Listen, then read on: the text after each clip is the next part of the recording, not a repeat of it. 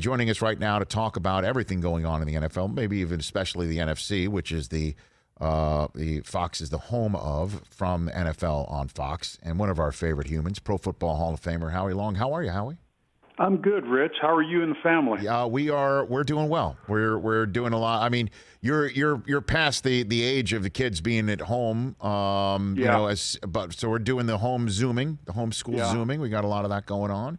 Yeah, Chris is doing that too, and it's a challenge. It's a real challenge. I'm sure, particularly when you've got a 4-year-old and then you have a 2-year-old and that's who they're around. But they FaceTime you, right? They FaceTime you and Diane, right? Yeah. Thank God for FaceTime. Right? It's the greatest thing for grandparents. It's like beam me up. But could you ever imagine a world where we could still remain so close in a really challenging time? It's been a godsend. So let's talk about this season, which has been technically, you could also say, a godsend for sports, obviously, that we're 12 weeks and we're through it with 5 more weeks to go in this regular season. I have got like one big shrug emoji, to use another 21st century term, when it comes to the NFC and the best team within it. I'll give you the floor on this one, Howie. What do you got for me here? You know, I like New Orleans. And Green Bay, I think it's a better matchup for them than it would be for a team like Tampa Bay, who's so physical. And we saw what happened earlier in the year, and it was almost kind of a carbon copy of the 2 trips out to San Francisco, and there was another game mixed in there against a physical team where they came up short. Aaron is playing at such a high level. I like the head coach, and it's that whole group of young coaches who were on the Washington staff under Mike Shanahan, and it's not the same offense, but it certainly has elements in each one of their offenses that look very similar. The pre-snap motion, the jet sweeps, the play action pass, all that. My question with New Orleans is, Taysom Hill, who you love as a football player, big, physical, athletic. We had heard, a year ago that Taysom Hill, when Drew moved on, was going to be the guy. And then obviously they make the signing in the off season, with Jameis, and the assumption was, well, that's the natural kind of succession, and maybe the best thing for Jameis is spend time with Sean Payton and Drew Brees, and the maturity level goes up and the acumen goes up and all that. And we had heard a year ago that it was going to be Taysom Hill, and I said, there's no way. I mean, how could that be possible? He's still yet to throw a touchdown pass. That's true. It's true. But, I think the real test comes, Rich, when, you get down early in a game and you've got to climb back into it, and you can't do it with, the kind of offense they're running now. But I think Sean has looked at these other, and Sean is so creative, and, just watching what they do offensively, it's so fascinating to watch. I think he's been looking at these other offenses and saying, wait a second, I've been doing this for 15 years with a stationary quarterback, and and it was that team that kind of brought on the value of the interior 3 in the offensive line because of Drew's height. And I think other teams have kind of copied that formula to a certain extent, but I think he's looked at other teams and said, I see what San Francisco's doing. I see what Green Bay's doing. I see what these other teams that are, running all these kind of wild formations and pre-snap motions and jet sweeps and all that. And let's see what I can do. Well, I mean, and I think, though, Howie, the real challenge might come this week, because the real challenge is facing a team that's already seen him before. And Atlanta has, and I know Atlanta's the southpaw that nobody wants to fight. That's what I'm saying. You know what I mean? I'm telling you, it's like if you could explain Atlanta to me, it's mind-boggling. they're a team that can just, as we saw last week, unfortunately, light you up, and then they can lay an egg. New Orleans sacked him 8 times, and I think that defensive front, looks at that on the calendar and says that's a 3-sacker for me. I know, and that's why the Saints might be Super Bowl worthy is the way the defense is playing. But it's one of those. I don't know, and I know that the defense had its day against Atlanta 2 weeks ago, as you just mentioned. But Rich, that's been coming with their defense. Their defense is, I think they had communication issues. I think in some ways they started slow, particularly on the back end and somewhat up front, but they got players back, and we forget that defense was pretty good coming down the stretch last year. And I think they've kind of stepped it back up. And, but once again, the question becomes, what happens when you're down in a big game? Maybe not this week, but maybe down the road, and maybe it's in the, divisional round and hopefully for them, the NFC Championship game, where you're down and Taysom needs to, and maybe you get Drew back. Yep. That's the question. I mean, I didn't know you had that many ribs. That's Howie Long. I mean, my God, and the funny thing was, as a player, players know this. Yes, that's great. I saw his face and his body language when he got up, and I know that feeling. That feeling is, if you're great, you don't know how to tap out. You can't look to the sideline. That's just not what you do. And that was the realization in his face and his body language that I'm really, really, really, really hurt. I mean, and how hurt he was, we didn't know. And how tough is Drew Brees? No doubt. Oh, my gosh. That's not – you don't necessarily think Drew Brees, tough, that's – we kind of give that title to other quarterbacks. But I got to tell you, he moved way up on the list. He made a quantum leap up my list. Howie Long here on the Rich Eisen Show, Fox NFL Sunday analyst, Pro Football Hall of Famer. All right, well, who are the Raiders then, too? I mean, I think they're a playoff team. I think they've got thumpers all over the place from the back end of the defense. Up front, Max Crosby's a real deal guy, I think. We all know Josh Jacobs is top-notch if he can stay healthy. Derek Carr's been remarkable this year, and then this last week was is that you throw it out, just say that's an outlier, or what do you think about the Raiders here? They have to, and I think that's important that they do. Their fullback's been banged up. I mean, Josh Jacobs is if you don't like Josh Jacobs, you don't like football. Right. He's just a guy that runs like his hair's on fire, and he does not run away from contact, and he's not 100%, and we could go to the offensive line kind of. It's been Baskins and Robbins now serving 42, and it's who's at right tackle, who's at left guard, who's at left tackle. The constants have been, for the most part, center and the right guard, but beyond that, that's been about it. Our boy Mike, yes, that picture of the president when he goes in office, mm-hmm. and then 4 to 8 years later, the picture of him when he goes out of office. I'm telling you, Mike could look like Rip Van Winkle, in a year or two here. It's tough. And you add to it, and we all kind of take it for granted what the teams are going through with COVID and restrictions and practice, and the 1 week where the entire offensive line was quarantined till Saturday. You don't know if you're going to play. You don't know if the game's going to be rescheduled. And it not only wasn't rescheduled or moved back, it was moved up, which that one's a hard one for me to explain. So I think they have to throw this one out. I think they have to be more discipline on the back end. As you mentioned, they have some thumpers back there that like to hit people. And, sometimes getting people on the ground or being in the right spot is as important as, the kind of wanting to hit someone. And they're getting healthier in the defensive front.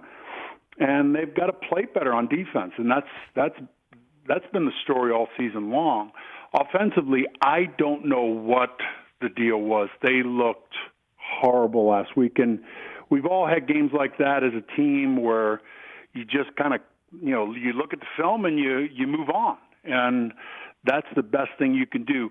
What this week tells me, I want to see how they respond this week, and that will tell me a lot about the Raiders. Well, they also have a nice get-right opponent in the Jets. I got Howie Long here on the Rich Eisen Show talking about the Raiders just right there. And the Raiders, without a doubt, played the Chiefs better than anybody else has been playing the Chiefs all year long. They got one on them. Look at the wins. I know look at the wins, Rich. I know they've got some quality wins. There's no doubt about it. And the Chiefs, lost one, and the Raiders could have easily swept them, but the Chiefs are who they are. And hey, Rich, anyone who thought it was a fluke up there in Kansas City, they walked out of that stadium thinking we were lucky to get out of here. Oh, there's no doubt about it. And like I said, I like the Raiders. I will just throw that last week out and see how they can do. As for the Chiefs, they are even with a team above them in the standings because the Steelers are undefeated. I think the best team in the NFL. Time travel, Rich. What do you mean by that? Well, we got in one of those things, I don't know what it is, where you shut the door and suddenly you're in 2040. The DeLorean? That's what this offense is. They're frightening. I mean, and here's the thing that makes them all the more scary. You go back to the first Raider game, and Andy, who loves to throw the ball. And, that's ironic because Andy's an old offensive lineman. Mm-hmm.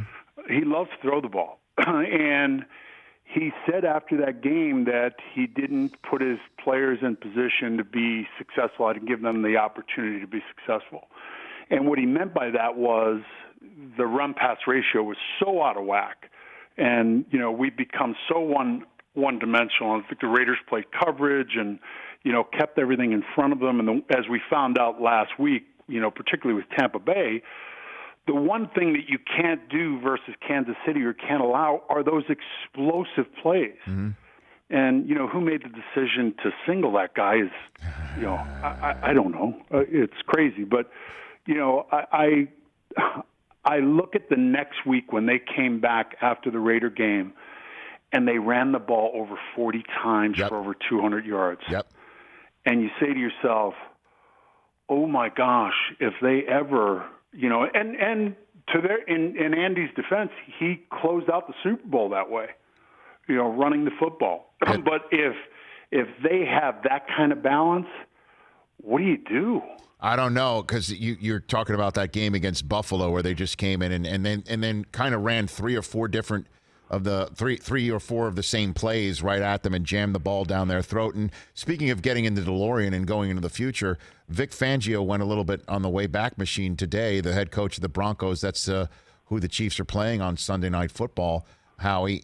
Vic Fangio said that Elway was kind of the Mahomes of the 80s and 90s. I agree. You'd agree with that? And Chris and I talked about it.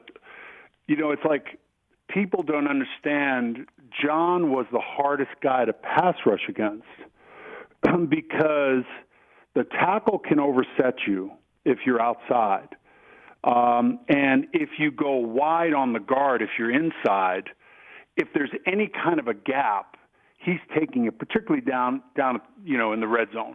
But on third down, like let's say a 3rd down and 2, Chris was looking at a play where it was 3rd and 2, and Mahomes drifted to it's usually a 3-5 step drop and it's 5 yards and whatever the number is. He drifts to 16, and drifts to his right or to his left, and makes a 25-yard throw for a first down with a flick of the wrist. You can't. The ability to what he forces you to do defensively is be so stagnant. It's like we have to press the pocket. We can't rush the quarterback. You have to be able to get there with 4. And that's the key, because you have to play coverage versus this team, and you have to do it really smart. That's the key. But John was just like that. That tackle would invite you inside, and if you took an up and under, John would burst out to his right, throw the ball across the field 70 yards.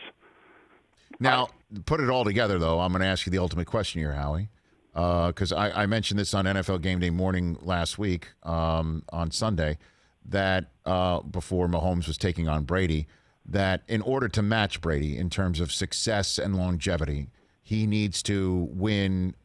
He needs to go to 8 more Super Bowls and win 5 of them in the next 18 years to win as many Super Bowls and also play as long as Brady. And Brady would be, if he does that, Brady will be 61 years of age on that day. So my question for you is Mahomes set up to be the greatest of all time? Or is that really ludicrous to even suggest, despite how great he has looked so far? Well, I think he's a guy that, some guys, you say some quarterbacks who, move around, and what kind of hits are you taking? It's like Russell doesn't give you a clean hit. Right. For the most part, the kid in Arizona doesn't give you a clean hit. Cam, and the problem with Cam was, and still is, you ever walked up on Cam, he's all of 6'6", 6'5". And for him to get from vertical to horizontal quickly is a challenge.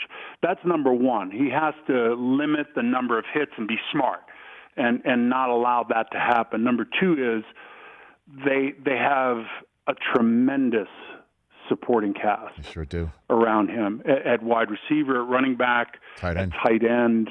Kelsey's a Hall of Fame level tight end.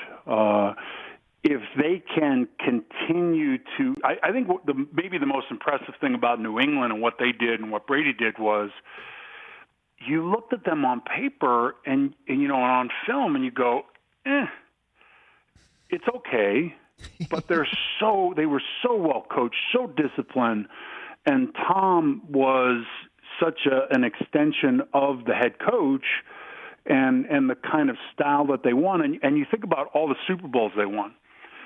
What's the average winning total of each Super Bowl they won? It's like 3 points. They won close Super Bowls. It's not like they were blowing people out.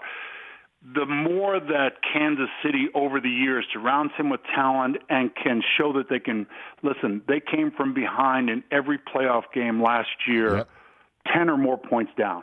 Maybe the last time we see that, though, Howie. I think to your point here, because Andy's not going anywhere either. He's in his early 60s, so they have a shot here. Like, I think legitimately we're already treating him in the media like Michael Jordan or somebody of that ilk, in the way that, why would we give him MVP when, he's already been there and done that? Let's kind of spread it around to people who haven't gotten it. I don't know. MVP's that's a complicated conversation, and it's well beyond my pay grade.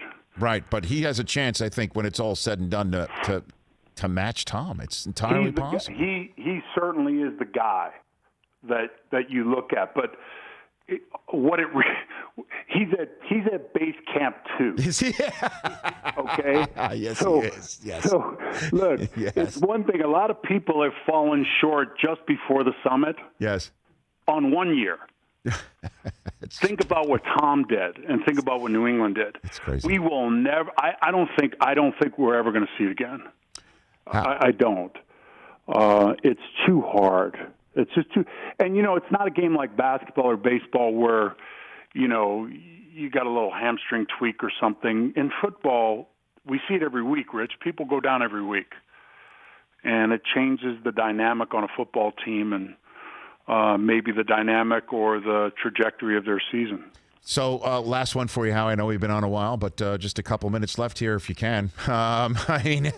Because if you can, because it is a very thorny subject. Do you think Tom Brady and Arians and this offense can pull it together in a more consistent manner? And you mentioned defensively, going single on Tyreek Hill, and they gave up 200 yards to one player in just one quarter.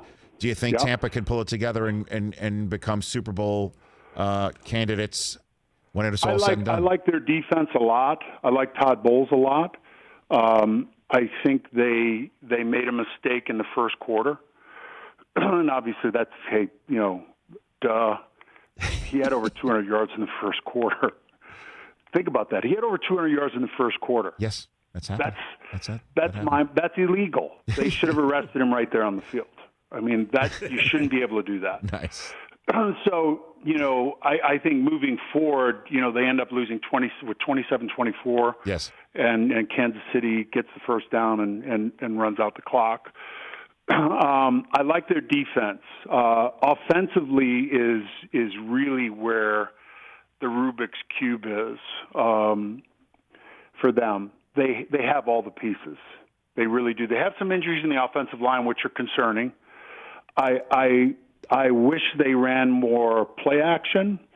I wish they had someone who's more like maybe White in New England, or, he's had we talked about Tom's kind of run in New England. How many running backs did Tom have in New England? But running backs that not only could run, but were great out of the backfield and the screen game and play action pass and all those things that they don't do. And the other part in New England that was reassuring for Tom was Tom wants to know where you're going to be on every throw. Exactly where you're going to be. Not 2 yards this way, or maybe he thinks you're going right, you're going left. I believe they have options in their routes for the receivers. I'm not, specifically sure about that, but that's what I've heard. That's not what Tom wants. Tom wants now. At some point, I think everyone needs to get in a room and say, what do we need to do to get this thing right? And this is a team that can win the whole thing. Sure. It really is. And people say, well, week to week, it's fodder on TV that has Tom fallen off a cliff. It's, and it's minute by minute almost.